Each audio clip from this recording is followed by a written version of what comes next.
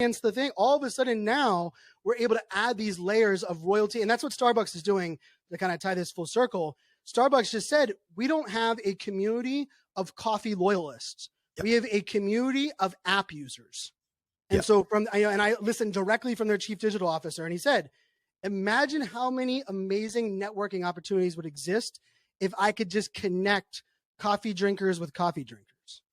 And I was like, that was an aha for me, because I was like, they're speakers, authors, and real-life rock stars, bringing you life-changing thoughts that rock, taking conversation all the way to 11. Most shows only go to 10. Well, it's one louder, isn't it? These go to 11. This is Thoughts That Rock. Now, here are your hosts, Jim Knight and Brant Menswar. What's up, everybody? Welcome to Thoughts That Rock, where we provide 3 actionable steps, 3 thoughts to help you out on some problem, some issue, some obstacle. Sometimes it's not even an obstacle. It's just something we think would be interesting, but we're here to just, make your life a little bit better, right? Mm-hmm. Yes. Welcome. I'm not just talking about your life. I'm talking about everybody, the proverbial audience. Right. You're the muse, right. Grant. I look at you, but I think of the whole audience. Well, I'm happy to represent. Today's episode is a good buddy of ours, one of the very first guests on Thoughts That Rock years and years ago when we started, Brian Fanzo. Fanzo is a digital futurist, spent a decade in cybersecurity with the Department of Defense before he sort of went out on his own. At the Pentagon, I mean, literally, spend a lot of time the last few years talking about digital empathy and Web 3.0 and what the future of digital looks like. What does it mean? We do really have an incredible conversation, probably one of the longest conversations we've had since this sort of new season and format started for us. But I think it's important that when it comes to understanding and investing in NFTs, which is what this episode's about, there's so much confusion and so much intimidation on what it is and how it works that I think it needed that little extra time, right? It did. And not only was he so good at giving us a different way of looking at NFTs and his perspective, the amount of examples. I mean, not just case studies and we talk about it for 5 minutes, like it was boom, boom, boom, rapid fire. We had so much fun, but boy, he put a lot in there. So, whether you're new to the game or you just wanted to look at it a little bit differently, I couldn't think of anybody else. And we happen to know this guy. He's such a cool dude. I mean, I love Fanzo. He's great.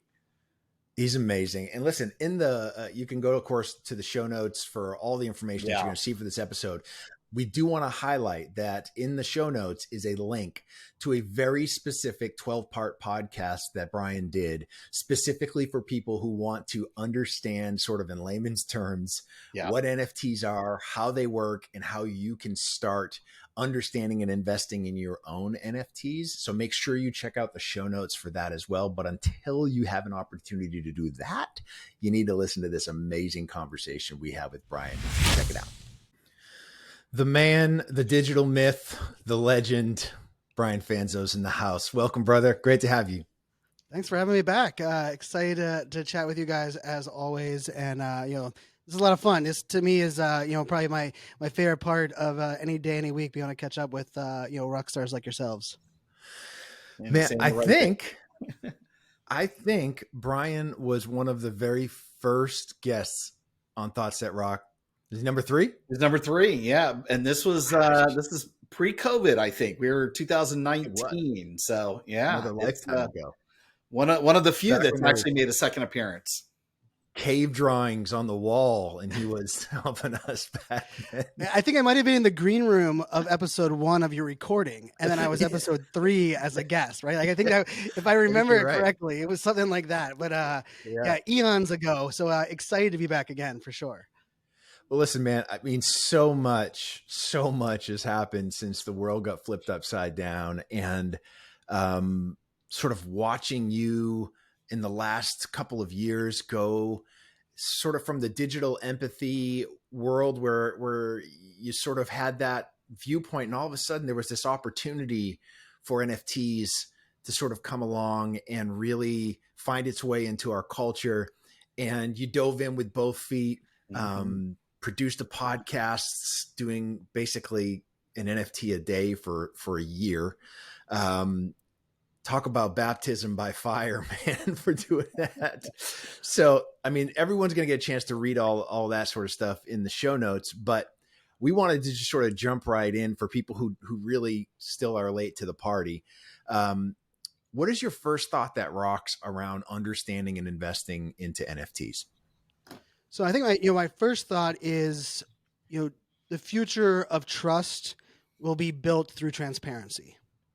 And I really think of transparency as something that many of us talk about, preach about. I know both of you, it's a staple in a lot of the conversations, a lot of keynotes that you both give. I've been blessed enough to be in audiences with both of you. And it's something I've believed in. I've lived my brand very much from a transparent level.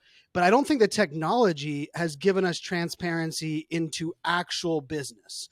And so when we think about that from a standpoint of like, where's money going, where people invest things, how things are sent, when you donate money to a charity, we all know like the first thing people say, like, I hope it gets to where it's supposed to go, right? Like that's, and the sad thing is like, a lot of that was just us hoping that like, and the vehicle to actually deliver transparent shifting of value has never been there until recently, which is blockchain technology, which is the tech underneath of NFTs, which for those that are wondering, you're not going to care about, because I don't know about you, I can't tell the difference between 5G and LTE. 5G and LTE for myself, there's a million commercials that tell us why one is, I still don't know what one does better than the other. And that's kind of where blockchain will soon go. But for those that like, for just the concept of it, is it's a transparent ledger, which if you think about it, it's a transparent Excel spreadsheet that allows us to track every single transaction that is made, every single interaction. And with that can really add a layer of transparency, which in turn will allow this trust to be delivered, I believe, in ways that we didn't know were possible, and are going to allow transparency to integrate into our lives in places that like we just assumed would never be there, in things like the supply chain management of Amazon. Like we don't know where our stuff comes from or how things are going. Very soon, it won't be just tracking it when it gets into the UPS truck. It'll be tracking it from where the parts were sourced from all the way through using NFTs. And that to me is exciting. Totally. So let me ask you this, because, I think we've seen, at least in the last, let's say 18 months to 2 years, we sort of saw NFTs explode onto the scene. I think riding the wave of crypto when it was booming. And so every crypto millionaire out there had some money to spend, and thus was dumping money into NFTs and a variety of things, whether it was, Jack Dorsey's tweet that's worth next to nothing now, or, Beeple, or any of these others that really sort of understand that sort of digital ownership as well. How much do you think crypto is going to stand in the way of NFTs really grabbing hold? Because I feel like myself anyways, crypto is still pretty intimidating for a lot of people, and understanding what that's all about. And if that's the only way, which I know it's not, but it is the predominant way to purchase NFTs, is it going to slow down that adoption that you sort of see coming? So I gave my best keynote on this topic this past week. It took me 31 minutes into the keynote to mention the word NFTs. I never mentioned the word crypto and never mentioned the word metaverse. To just give you that as I believe it's 99.9% of the roadblock at the moment. I believe in cryptocurrency for what it represents, this decentralized representation of value. But we also requires us to upend and to, and really, let's face it, the powers that be have every reason to stop crypto from being what crypto could possibly be. Sure. And the greatest example is there's a small coffee company you might have heard of called Starbucks, and they launched the NFTs. They didn't call them NFTs. They called them stamps. They didn't call them wallets. They called them passports. And you are not allowed to buy them with crypto. You have to buy it with USD. You have to buy it with a credit card or transaction. And guess what? They have exploded. They've dropped 5 different drops. They rolled out in a beta. I happen to be part of that initial beta. Not only is it, to me, the blueprint, but it removed all of that angst, right? Like, how do I get my money into exchange? And like, what are all these different, like Bitcoin versus Ethereum? And the average person couldn't tell you the difference between Bitcoin and cryptocurrency, but Bitcoin is a type of cryptocurrency, right? And like, I will say this is, I'm a futurist, not a perfectionist, but in 2015, I gave a keynote here in Washington, DC on blockchain. And I said, the thing, and I hope, and my prediction would be the success of the blockchain will be if cryptocurrency is not the first mass adoption use case of the chain. Well, I was not a good predictor of that being the case because without question, crypto was. But I look at it like pretty much 99% of the use cases that I talk about with NFTs, my first one with transparency there has nothing to do with cryptocurrency, has nothing to do with buying and selling and collectibles. I mean, I have a storage unit of baseball cards. I'm a collectible. I love collectibles. But when I look at this whole technology, where it shifts us is far more than buying and selling Beanie Babies and monkey photos. And unfortunately, the crypto bro or the crypto world kind of infiltrated that and kind of got stuck where we are. So to answer your question, I think it's 99.9% of the roadblock at the moment. Can you maybe expand a little bit on that? Because I know, Brian, when you were first probably talking about this, it really in public settings, I think I probably sat in some of your Clubhouse sessions, and then that just morphed into what you're doing with your podcast. And when you make a commitment that you're going to buy and talk about an NFT every single day for a year, like you're sticking your neck out there. I would guess people that come to your show or now listen to you as sort of an authority on this, they know what they're getting into. Maybe just for our audience, because we have a pretty wide verse here, maybe even just explaining the acronym. I think a lot of people probably know, but what the heck is an NFT? Because we've had Terry Brock on here talking a little bit about crypto. In fact, his was somewhat similar in title. It was understanding and investing in crypto. Now we're going to the next level where, NFTs, some people were going, I'm not so sure what that is. I feel like I want to invest. I want to go there. My friends are doing it. What the heck is it? And how do I sort of get into it? I know this is superseding your first thought, but I feel like there might need to be a level playing field for some people. They just don't know, but they've clicked and they're listening now. Yeah, and for context, 2 years ago, I tweeted out from a Clubhouse room, look at these idiots buying $400 monkey photos, right? And that was my tweet, which is now lives in infancy. Because talking about a tweet I wish I would have ever deleted, because then I launched a podcast about 4 months later, all in on NFTs. I bought over 1,000 of them now. I'm helping brands and businesses think about it. But for me, it's the intersection that I didn't know I was looking for in my entire career. Right? A decade in cybersecurity for the Department of Defense. I left that space because I believed in this idea of the harmony between technology and humanity, right? Like I don't like technology for technology's sake, but I do believe that to this day, right now, 50% of our lives are spent digitally. And I don't believe we're going to increase that. I actually think that 50% is pretty much where we're going to be. The problem is for 50% of it offline, when I tell you, what are the things you own? You could give me a list a mile long, right? From your cars to your clothes, to your house, to the refrigerator. These are all things you own. You know what it looks like. If I told you for the other 50% of your life, give me a list of the things you own and how do you prove you own them? Yeah, crickets, right? Yeah. Because if you think about it, we literally went 50% of our lives into a space on other people's land, on other people's property, from LinkedIn to email to Instagram to Facebook. And we almost just like accepted it until we got to a point where we were like, oh no, like we've given up everything.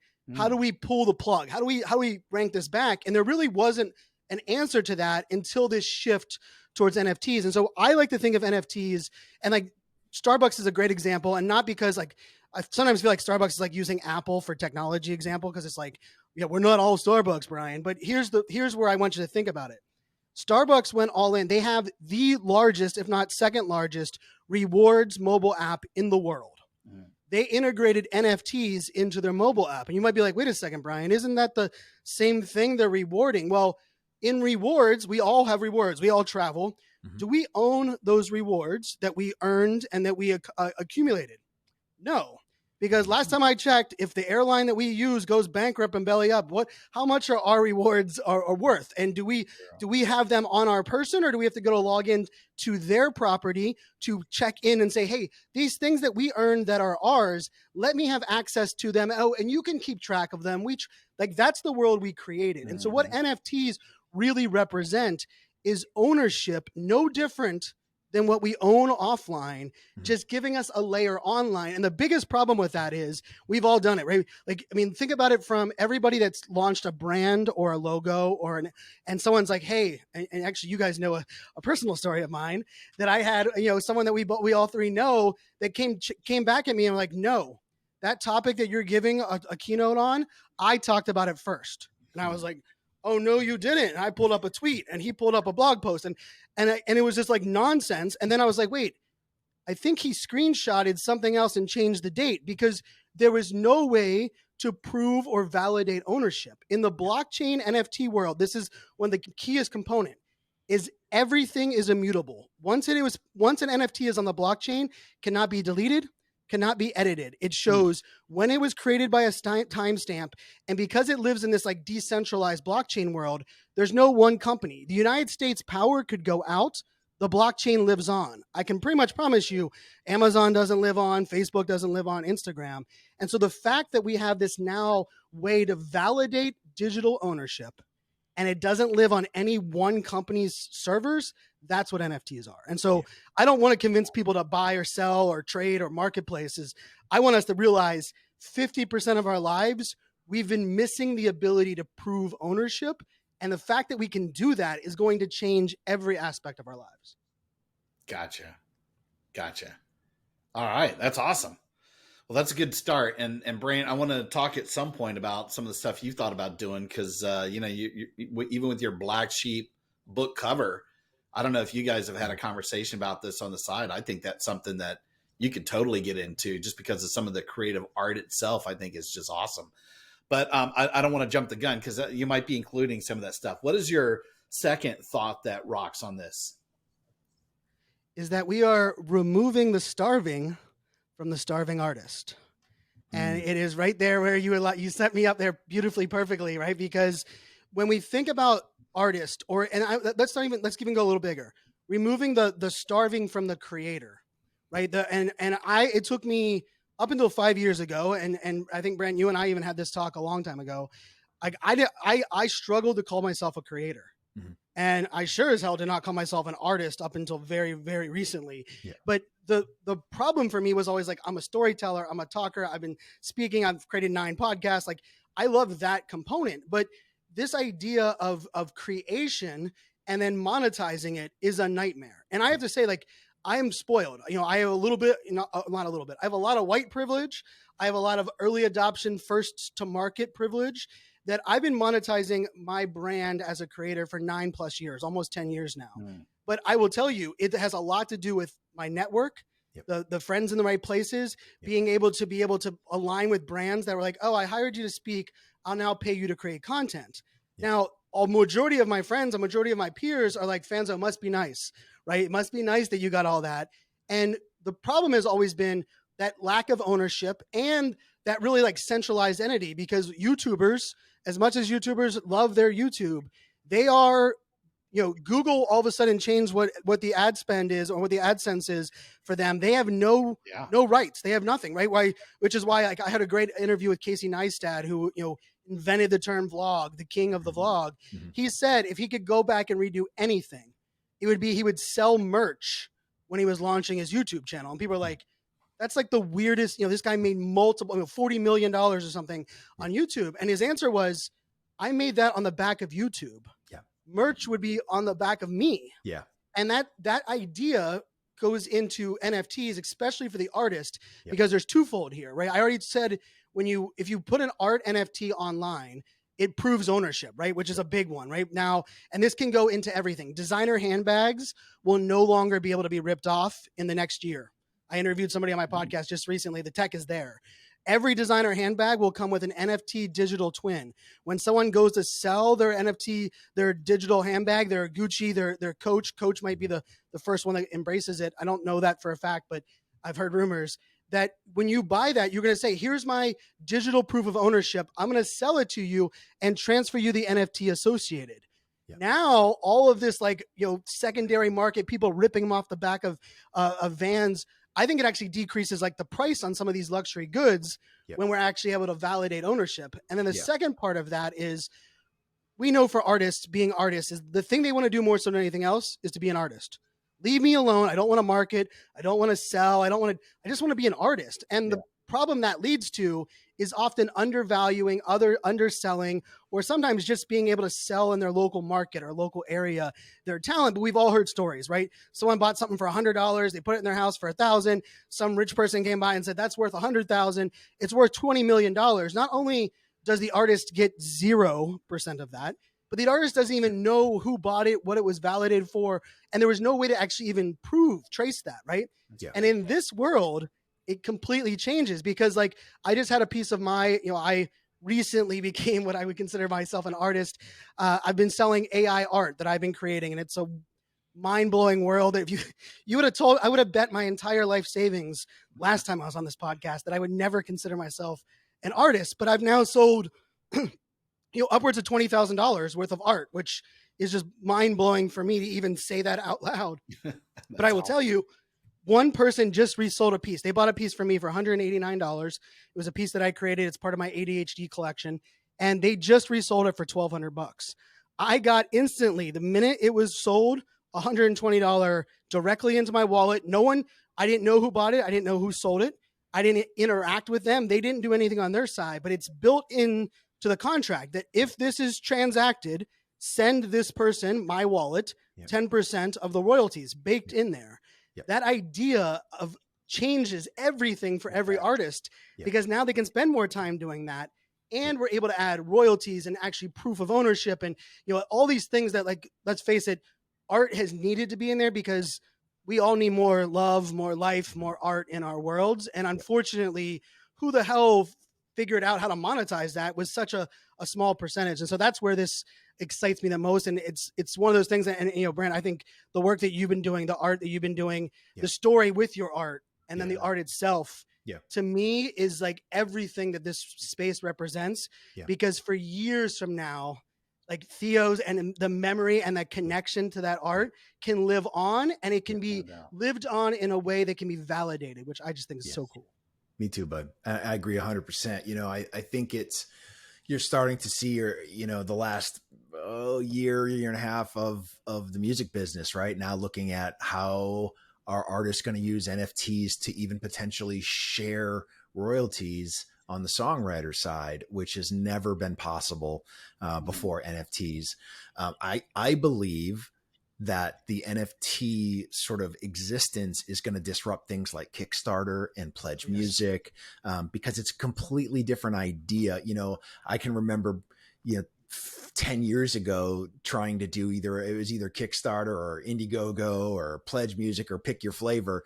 The band trying to raise money to go record their album before, there's anything to really give. And then it's like, well, I'm going to give you a CD and I'm going to give you a signed picture of the band. And I'm going to give you, 2 locks of hair from JT and, whatever else I can throw into my package. But there's really, unless you're an Uber fan, there's not a whole hell of a lot of value to any of those things. But if I could give you a piece of future success, that's a whole other ball game. And all it takes is one song to take off on TikTok, on any one of these platforms, and all of a sudden it's got 50 million, downloads or streams on Spotify, and there's a little bit there to be shared. Well, that changes the entire thing of people willing to risk a little for the potential of a lot somewhere down the line. And so I feel, do you see that happening as well, where I think I've heard like Dre is starting to do this now and build around this idea of shared royalties, because the music business is so screwed up and it's based on like a 200% model, and there's publisher royalties and there's songwriter royalties, and there's so many different things in there that it's not easy for anyone to understand. But the idea that you could actually share with your fans, who are the ones who are going to make it successful in the first place, I think that's an astonishing idea that is going to basically render record labels almost powerless if it's successful. Yeah, I mean, that's who should be scared right now is the middle person. And the middle person should be scared for AI, and they should be scared for NFTs. Like, and truthfully, they were put in there because we didn't have technology or mechanics to facilitate a trust exchange of value, trust exchange of contract, and really even trust exchange of collaboration. We all talk about, like, we all love and believe in the power of collaboration, but let's also believe that, like, most collaboration is destined to fail because of so many random moving parts that causes headache and like people complaining about one thing or other, or how much transparency is there. And I mean, I will tell you right now, the music space, I mean, music and gaming are both at this cusp of complete disruption. I'm wearing actually Taylor Swift's hoodie right now, which I didn't even realize. I'm a big Swiftie fan. And her buying back her music is a great example of ownership, right? Like loss of ownership, her having to buy back, re-record, distribute. But what happened? Us as fans, I mean, she's selling out every venue. It's ridiculous, right? Like my entire fee. My daughter's like, Daddy, how much birthday presents do I have to give up to go to Pittsburgh's Eras tour, right? Yes. All of them. Yeah, no kidding. But 10 years worth. But the idea of not only shared with the fan, right? Like I've shared this story before, but like 2004, I joined Dave Matthews Band Warehouse. 2004. And I'm still a member to this day. And you know what I've got? Like maybe a couple of locks of hair I probably could have got. I got some early discounts. But Dave Matthews Band, as success has grown, as all of a sudden it was used on every Saturday morning football show for the World Series of Poker, he still uses it as their theme song. I've got 0.0% for being the guy that was like, yeah, I'll buy this $20 a month membership that makes no damn sense for a fan club that I'm still going to buy your tickets. But imagine if that shifts, and it really shifts. I look at it as almost an American Idol model in like that music side, where it's like the undiscovered don't have to be discovered by Simon Cowell and a few people on TV. They can find those rabid fans that discover and support them. And it also gives us, it's something beautiful about this country in like supporting creators and like those that we believe in that like bring happiness in our lives. And I'm the elder millennial. I remember Tuesday mornings waiting at the mall for that CD to drop, right? Every Tuesday morning. And I'd buy the whole CD for one song, because that's just pretty much how it worked, right? It was like $19.99, and we, 14 songs, one of them that we cared about. And for me, that idea of $19.99 for one song really was the way it worked. And then of course, Napster and streaming and all the things that we know that came after it. But I will tell you, like, I bought a couple of songs recently. I bought Timberland's song. Timberland, who I actually went to school with his brother in Virginia Beach, huge fan of his. I bought his song, and with buying his song, which cost me like, it was like $78 for like this song catalog, I would get the next 6 songs airdropped to me, and I have the rights. There's only 160 of us that have the rights to use his song in any commercial way possible. It's been played in my podcast 3 times. You would have told me I could have Timberland's music in my podcast without being the pirated, Napster kid. I would have said you're crazy. And the interesting part of that is I just put in there my wallet and how it's linked. There's no need for any back end mechanics. You don't have to be a master of technology. And I think that's part of this that I just want to kind of make sure that is hits home, is all of this is done autonomously. Like if I own your song and you want to validate that I own it, you can wallet to wallet. On this day, I bought it and it's in my wallet here. That layer has never existed online. And that's why we have things like YouTube that are trying to track like piracy and all that stuff. But yes, musicians, I mean, I have a great interview on my show, Sammy Arriaga, and he said, for 7 years, it took him to build up to hit 10 million streams on Spotify, Nashville Recording Honors. In 1 week, he sold 1,000 NFTs that made more money for him than that entire 7 years to hit 9 million live streams. And he's like, and now I have access to my real fans. You know what I got last week? 2 of his new songs automatically to my wallet. And all he said was, if you love them, share them out. One of the songs you can't even stream because he only wanted to reward us, right? Like Yep. if Dave Matthews all of a sudden said, oh yeah, that one song on my album, it's going to nobody. But if you were in the 2004 fan club and you bought my NFT, I'm going to airdrop it to every one of you that still own it. Yeah. Wow. Game changer, right? And That's that to me is amazing. what excites me about the space. So I know you guys were talking about music and gaming. I think you mentioned that as well, Brian. Where do you see sports? Because I do see, I think it was just 3 years ago or 4 years ago, maybe, that they have decided to allow at least college athletes to make money off of their name and their image, some of the things that they're involved with. And then NFTs really came along. And I know somebody who was involved in a company. We have a local quarterback star with the University of Central Florida, Mackenzie Milton, who had a devastating injury and wound up, when he finally got better, transferring to Florida State University. And during that transition, his number, his jersey, his name, and he had a very specific signature. I know the company that wound up helping him develop a lot of those NFTs. But then since then, it just sort of fell off the market. And I don't know, is NFT still really big in sports as well? And maybe even beyond that, do you think it could, regardless of the industry, do you think that this is going to play a prominent role in the way the athlete, the star, the artist, the musician, whatever it is, they can make either additional revenue or the revenue that was deserving of them anyway? Where do you see that when it comes to sports? So I love that you went the NIL route, like that, the name, image, likeness, college, right? Because that is massive disruptive. We've already seen it in NCAA March Madness. Is now all of a sudden it's a level playing field because you don't feel like you have to go to Duke to get the $1 million in your back pocket because, that's what they do. I'm a Tar Heel fan, so I have to, of course, dig on anytime I can on Duke. But to where you're going there now, I'll answer the last part first, and then we'll go back. NFTs are still there from sports, but you asked like what happened. What happened was the lack of like infrastructure, education, and really just kind of like adoption of understanding really just kind of dropped. We were moving so fast in this space that we just kind of like kept being like, oh, don't worry, it's going to catch up. And all of a sudden the bottom fell out. And I will tell you, like, I own a bunch of NFTs that are on my wallet that are sports NFTs that I couldn't even tell you where to go, like what website to go to for me to pull them up other than I know the line item is in my wallet.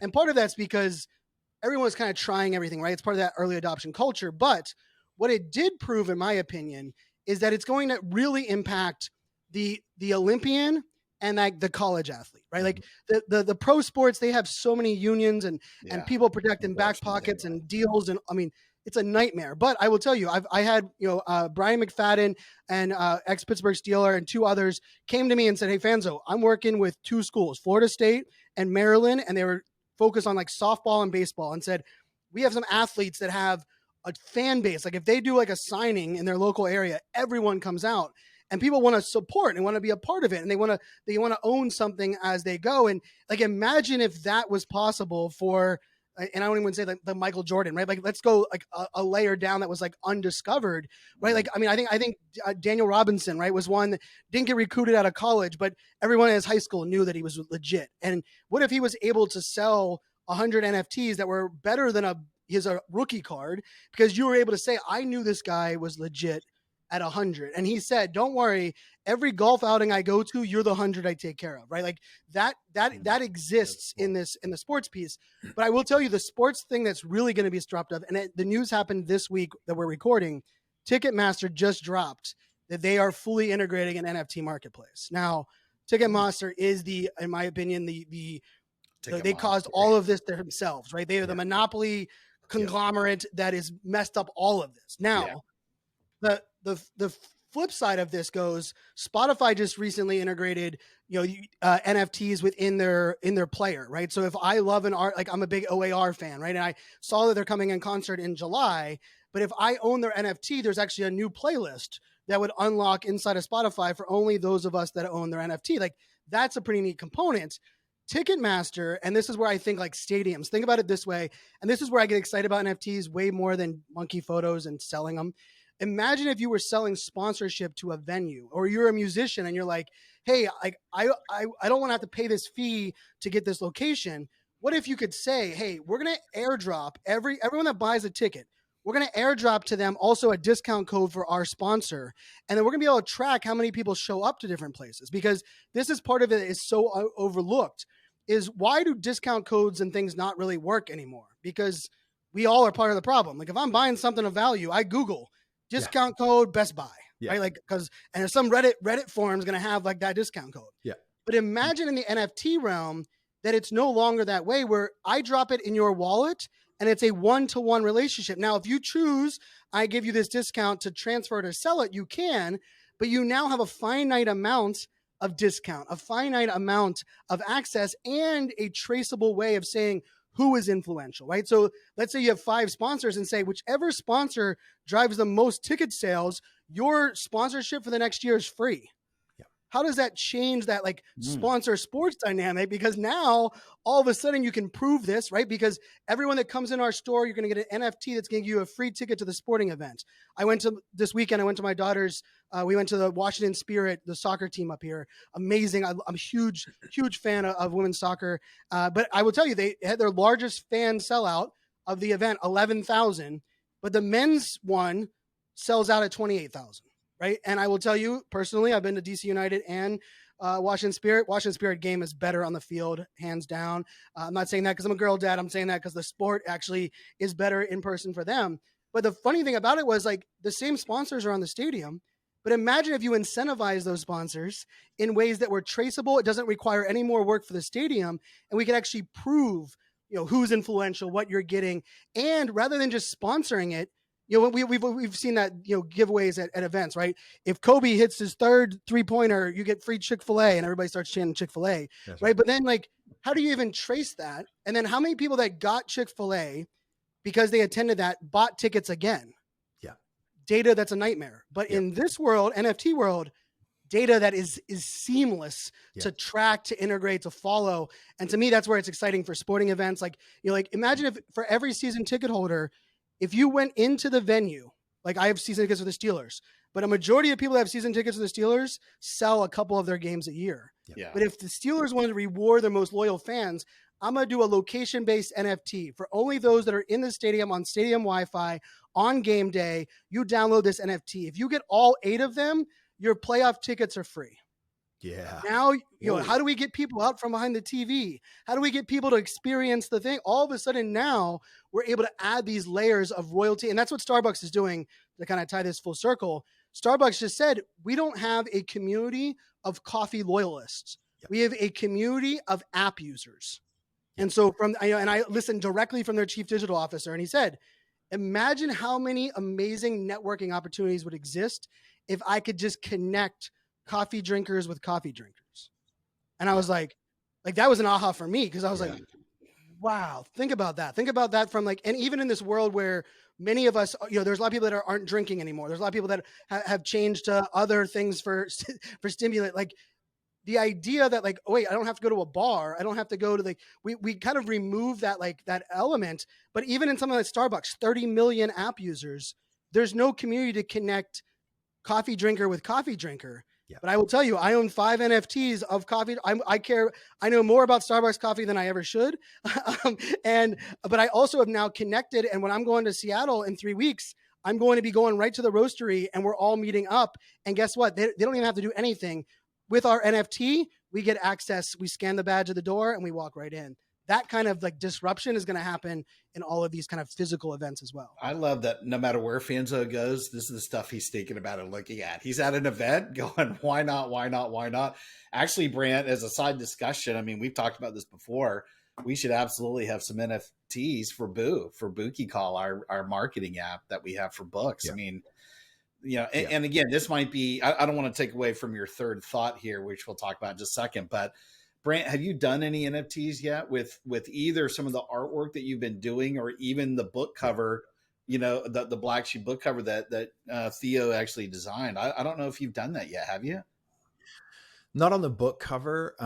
Myself and my buddy Marty Dodson, famous Nashville songwriter, 10 number ones and however many 20 million songs sold or something like that. We've talked about starting. We have a company called Song Source NFT, where we're sort of looking at what the idea of pledge music would be like if we used NFTs to raise money for artists looking to do their next album instead of just the traditional things that it was. So we have not launched yet. It's built. The marketplace is built. It's a all-in-one shop sort of, which is different than having to go to one of these other marketplaces to try to sell everything. So it's taken a little bit longer than we anticipated. But we definitely see, as a songwriter, you're very limited into where you can make your money. And this is a chance for them to not just make money, but to have some legacy that they can leave to their kids, because it's one thing to sell a whole bunch of songs and, you have a cut by, Blake Shelton and he sells 5 million records and you can take that money and put your kids through college. But what happens after you're gone?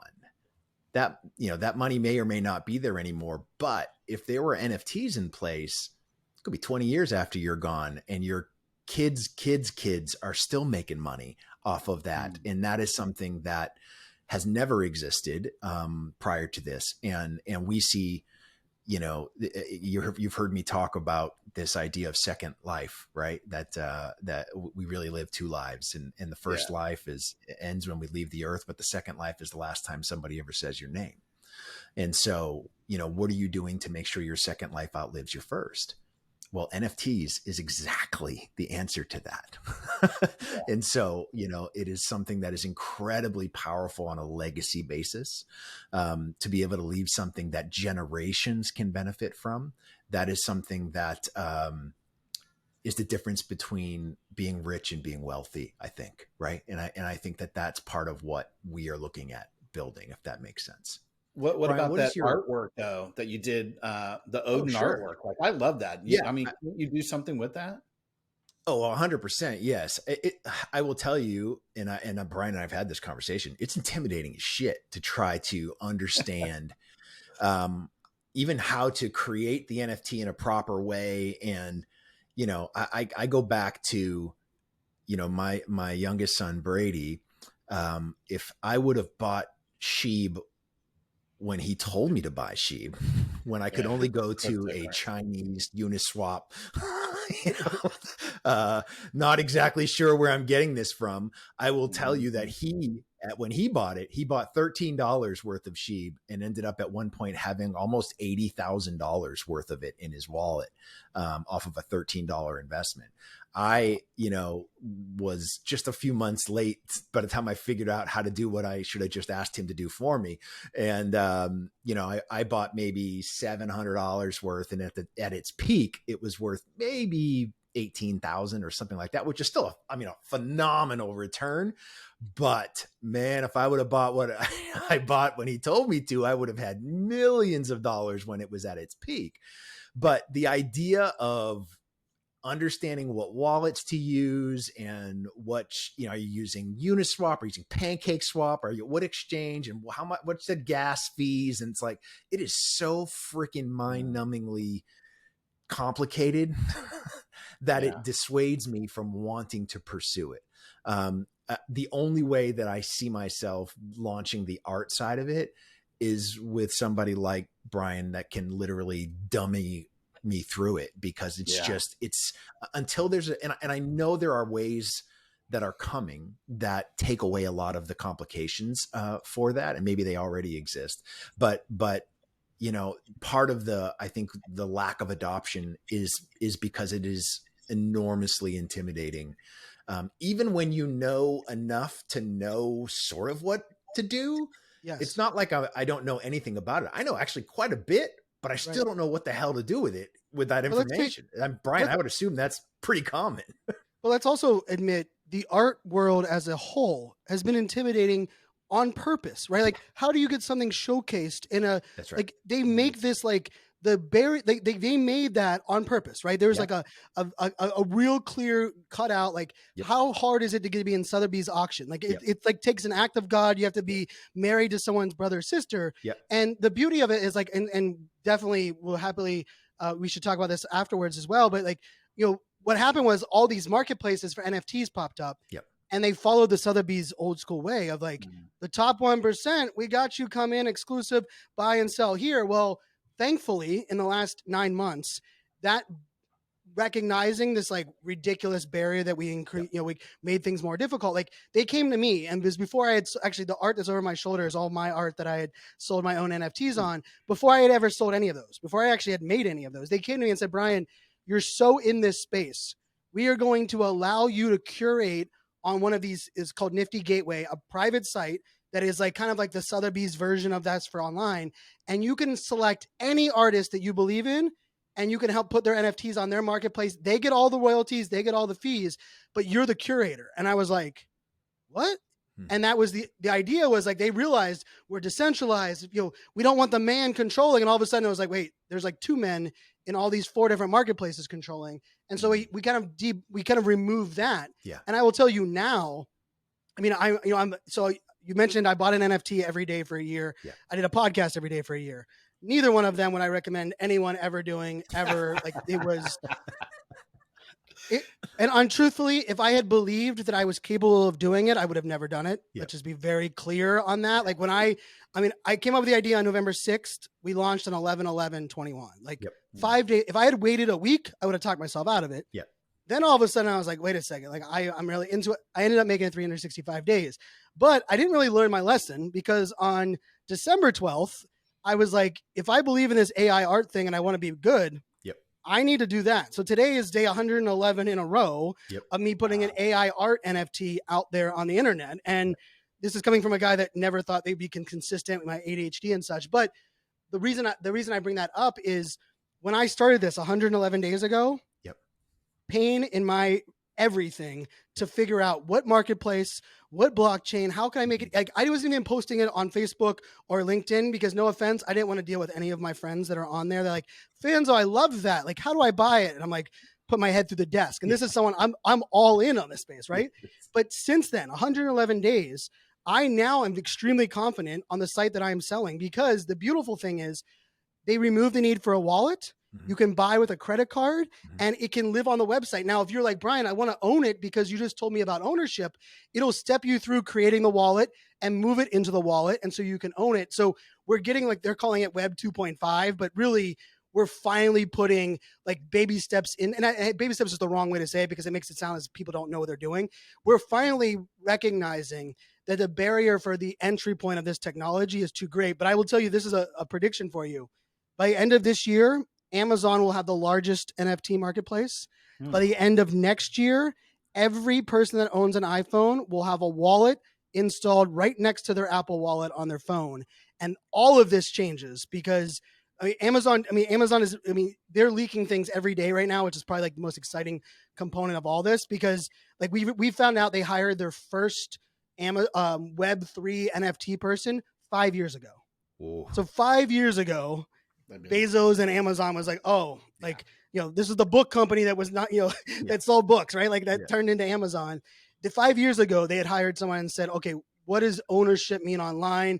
And what does a marketplace look like? So for anyone that's kind of like we haven't missed the mark and there's still a lot of barriers that need to be overcome.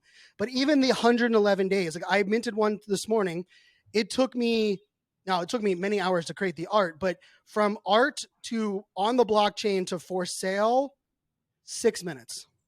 And I will tell you, if you know how to post to Instagram, you could do what I did today. Like that literally is, I dragged it into a screen. Next, name, description, type of auction, post. That was the epitome of what I did. Wow. 111 days ago, it was assign a contract, map it to an LDAP file, assign it to a marketplace limit. It was like, like that's how fast things are kind of evolving. And the beauty of this is we still have a long way to go.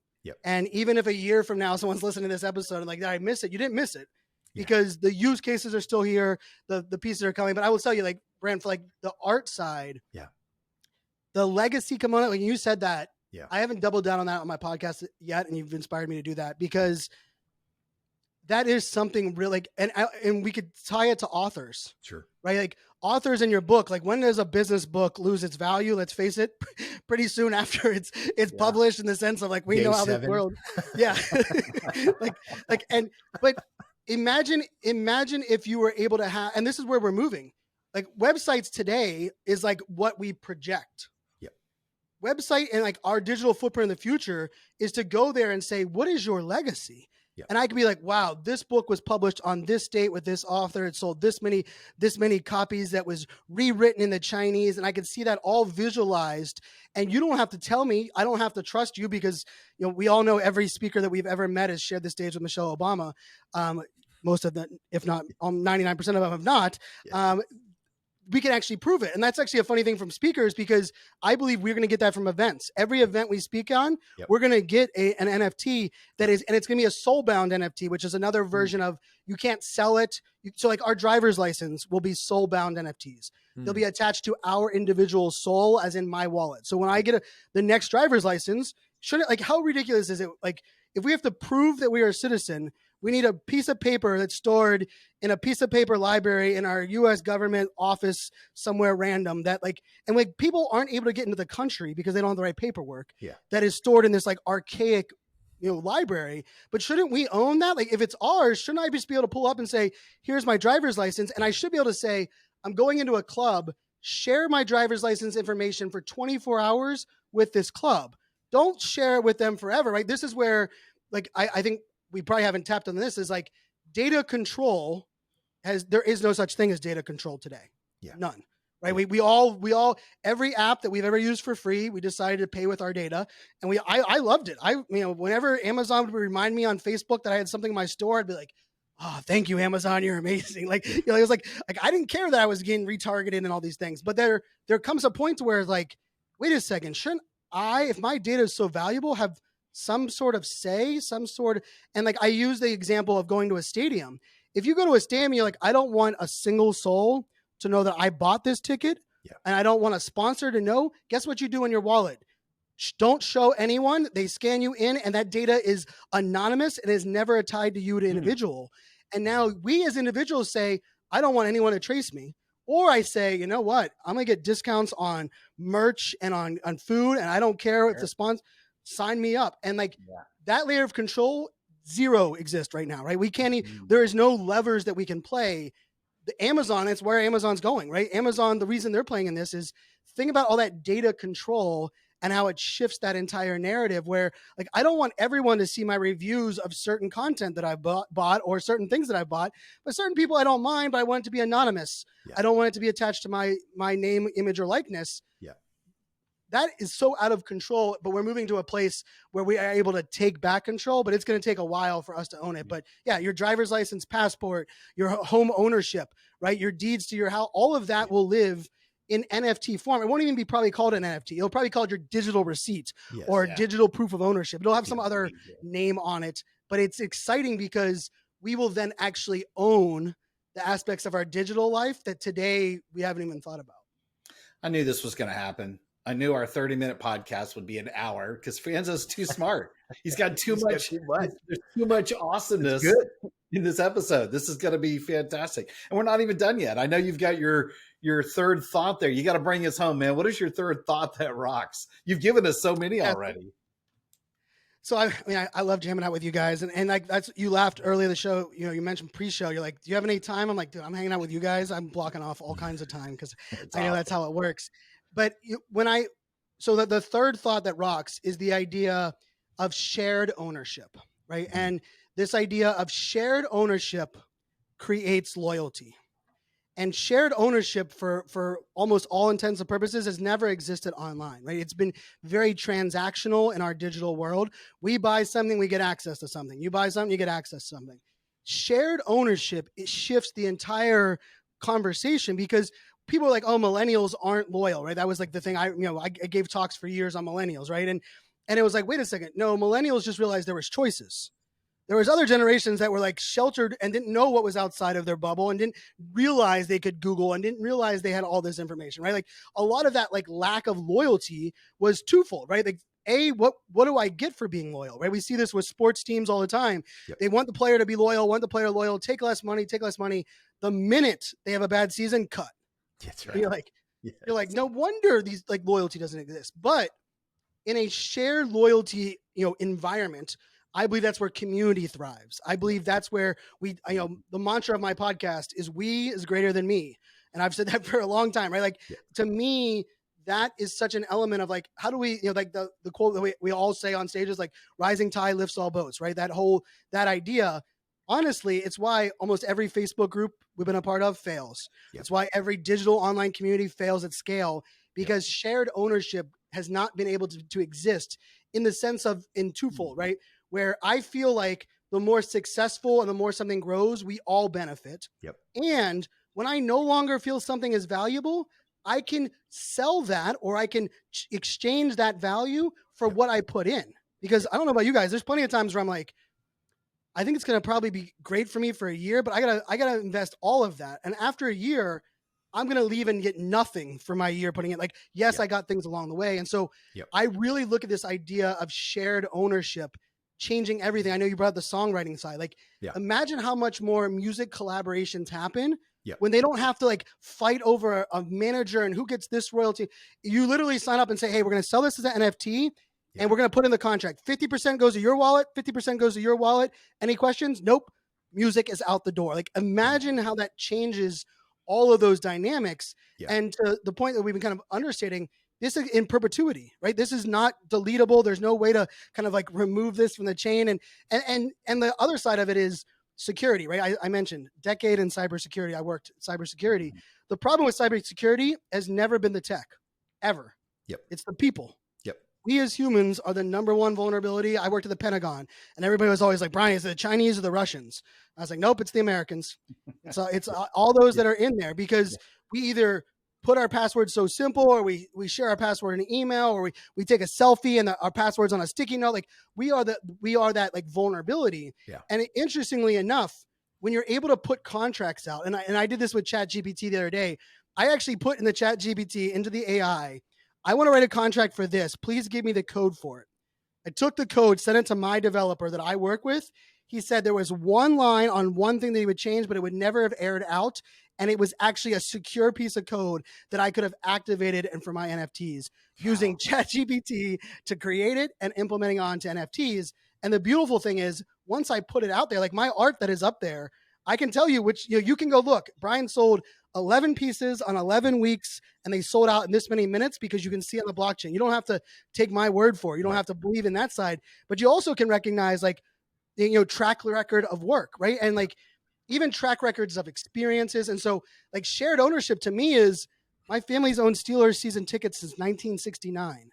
How do I even prove that or show that? I say it and people are like, I believe you, Fanzo, because you don't ever stop talking about Pittsburgh, right?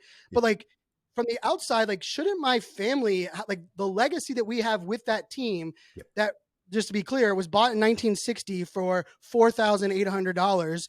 The Rooney family bought the Pittsburgh Steelers, $4,800. The Washington Commanders are about to sell for $6 billion with a B.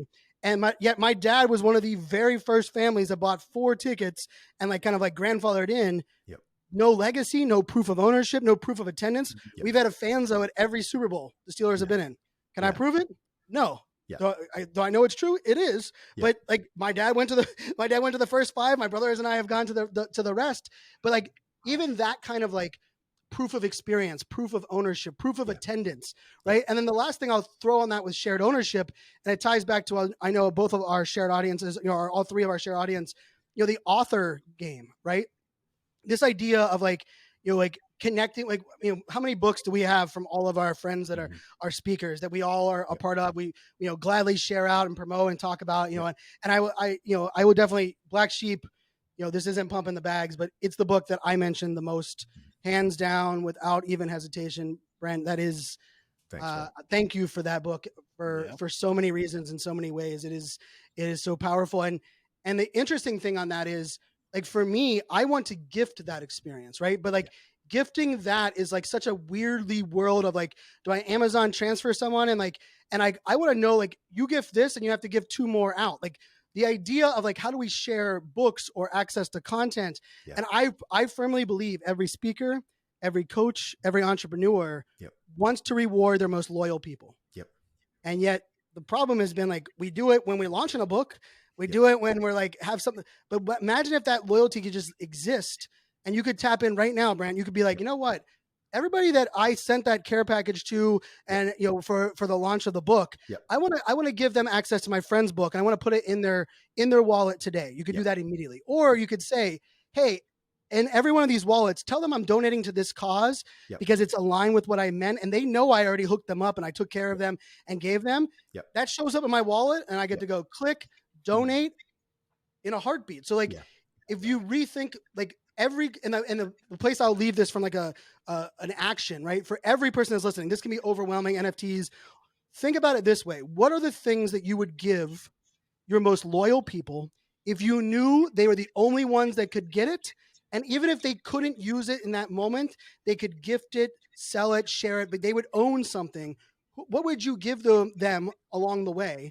And then what are the things that you could continue to add value in and build upon? Because, you were laughing about like that locks of hair of the musicians, right? Like, but like for me, it's like, if I knew because I went to this many concerts that I had first right for tickets at my venue here in Virginia every time for that artist coming into town, or, hey, that meet and greet that we give to only a select random few, which is like the rich kids, parents from the sponsor, went to my most loyal. How many more artists would do fan signings if they knew it was their most loyal people?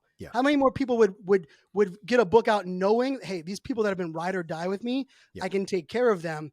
And that disconnect has existed forever because we just really haven't had, like, I mean, they were in our email list, right? And like, and then we celebrate like a 3% open rate. And we're like, wait, did you just tell me that you own them because they're in your email, but yet you celebrate 3% of them actually opening it? That's not really ownership. Right. What if I could guarantee 100% gets into the wallets of the people that bought your first book, 100% drops into their second one?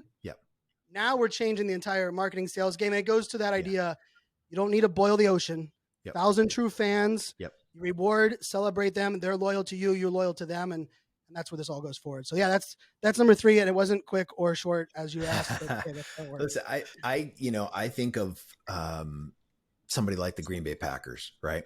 Where you've got like a D market that because of shared ownership is one of the strongest, most powerful football franchises in the United States. Without shared ownership, that wouldn't happen, right? They're the only team that did that too, right? Like, which is just mind blowing. I know. And so, you sort of move that to somebody like a Taylor Swift who knows that her success is really on the back of the community she's built, which is arguably one of the strongest communities that exist. And Ticketmaster, let's just call it what it is, fucked up so badly on this last tour that it led to crying daughters everywhere. Yeah. And I think look about at that how many ruined relationships that she curated, that she cared about, that a middleman ruined. Not her, not the musician, right? Like, well, now, the fact that they're going to get into NFTs kind of pisses me off because they sort of created the problem to solve. That they're now going to benefit from. I'm happy that it hopefully will eliminate as much of that craziness that happened. I can't tell you how many people reached out to me after that happened and said, Brant, who do you know in the music business that can get me Taylor Swift tickets? And the answer is nobody.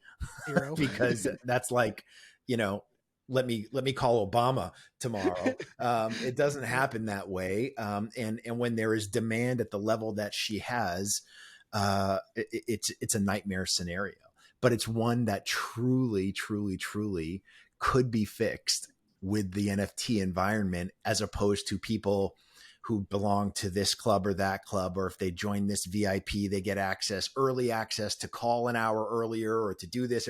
It's still very cumbersome and very much by chance. It's better odds, but it's still by chance. That with the NFT stuff, there's no chance. It just exists. You just have it. And it's going to flip the entire way that something that is even delivered. Because right now, Taylor Swift picked 52 or 42 locations, or not even 42 locations, because she had some back-to-back, locations for her event, right? She picked those locations and said, buy the tickets, right? Imagine in the future, it's like, I'm opening up these tickets. Where the tickets are sold, I'm going to put this many concerts. 4 days are going to go in Green Bay, Wisconsin, because I sold that many ticket NFTs there. And all of a sudden, I'm going to go to where my fans are. Yeah. Now that takes, it completely disrupts even the way we think about supply and demand, the way that we think about access to people. And someone even said, she decided to do 3 hours and 15 minutes, 44 songs. Whoever did her workout regimen, like goodness. But like, she decided to do that. And the interesting thing was her press team would come out and they didn't say it like verbatim, but was like, she chose an extra 30 minutes a song, then 30 minutes with the fans that bought the VIP package. Yep. Now, the problem with that is because like for her, like talking about like a disconnect and like I kind of don't blame her. 70,000 people get 30 more minutes of your music, or the people that had enough money to buy like the express ticket.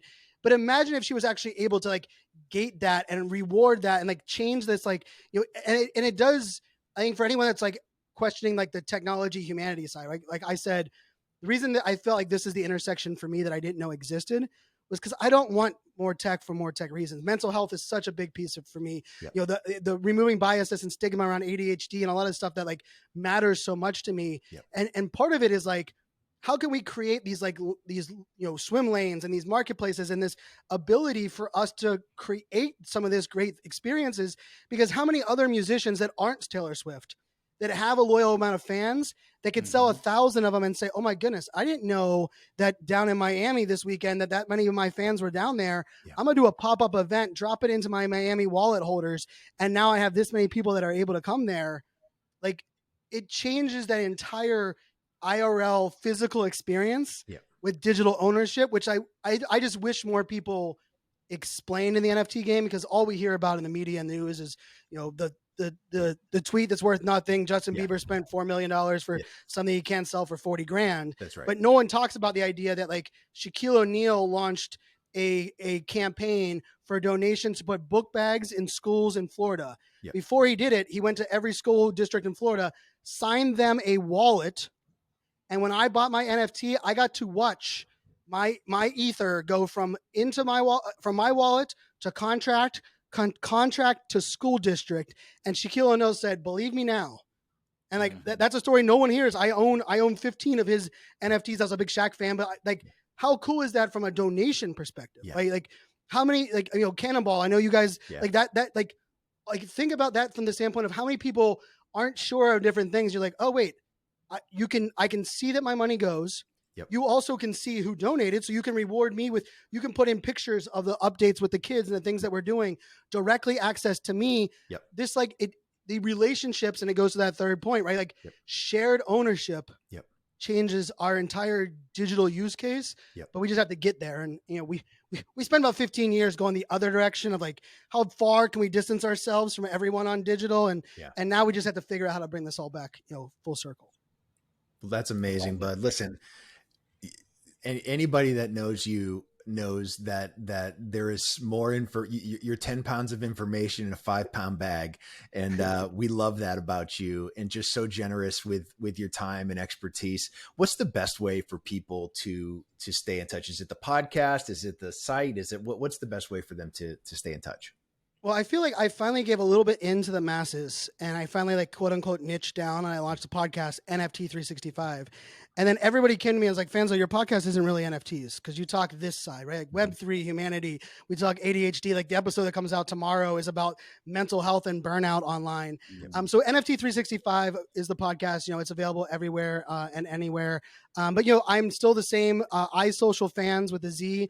On every social channel. Crazy enough, even with a daily podcast, I'm still pretty damn active on every social channel, just because I do love it. That side of just interacting and I will say, like, the more experiences I have like this, the more I become even more bullish on what I have, because like I'm such a big fan of both of yours, and I know your audience enough to know like there's so many great people creating great things, making great movements, getting on stages, writing books, and unfortunately, like that impact is crazy enough, still such a limited thing. And if like this can just open the eyes to one or two people that can see like, wait a second, like I can really take this. I mean, I'd give you 5 hours anytime you guys ask. So, I appreciate you guys having me on. It's too good, man. Too good. Listen, man, we love you. We're always just rooting for you and everything that you're working on. I feel like I'm super way behind on NFTs now. I feel like there's some things we should be doing. Some stuff. So I got one for you. Yeah. I have a second podcast that I only did 12 episodes on because someone was like, Fanzo, 365 episodes, average is 42 minutes. And I talk this fast. So like, I get an hour and 40 minutes in 42 minutes. Yes. And I was like, oh, you're right. So I created a podcast. There's only 12 episodes, curated it in the language of like, you learn the way that I think you need to learn. It's called Getting Started with NFTs. And it's available in every podcasting app. There's only 12 episodes, but I talk about like the language, getting a wallet, what an exchange is, some of these use cases.